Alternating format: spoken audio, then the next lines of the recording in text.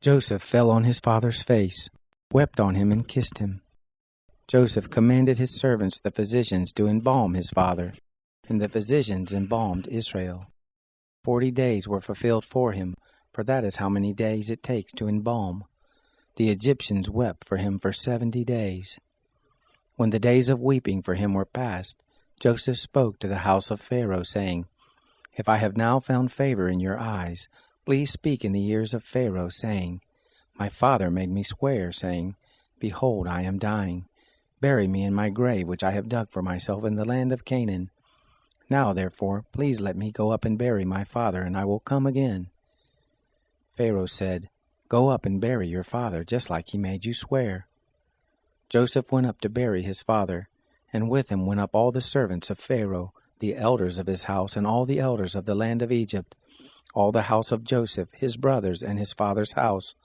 Only their little ones, their flocks, and their herds they left in the land of Goshen. They went up with him, both chariots and horsemen. It was a very great company. They came to the threshing floor of Atad, which is beyond the Jordan, and there they lamented with a very great and sore lamentation. He mourned for his father 7 days. When the inhabitants of the land, the Canaanites, saw the mourning in the floor of Atad, they said, This is a grievous mourning by the Egyptians.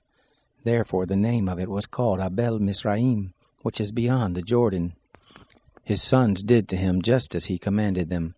For his sons carried him into the land of Canaan, and buried him in the cave of the field of Machpelah, which Abraham bought with the field, for a possession of a burying place, from Ephron the Hittite, before Mamre. Joseph returned into Egypt, he and his brothers, and all that went up with him to bury his father, after he had buried his father. When Joseph's brothers saw that their father was dead, they said, It may be that Joseph will hate us, and will fully pay us back for all of the evil which we did to him.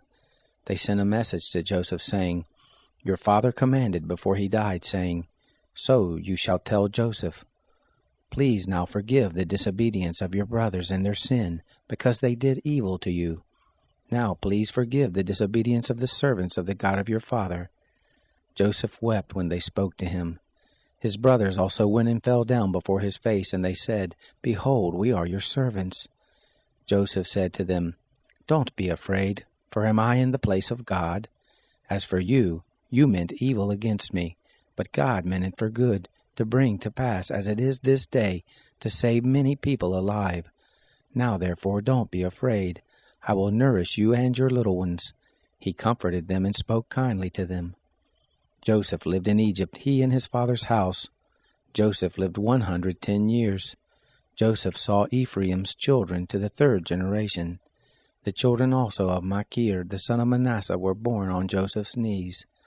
Joseph said to his brothers, I am dying, but God will surely visit you, and bring you up out of this land to the land which he swore to Abraham, to Isaac, and to Jacob.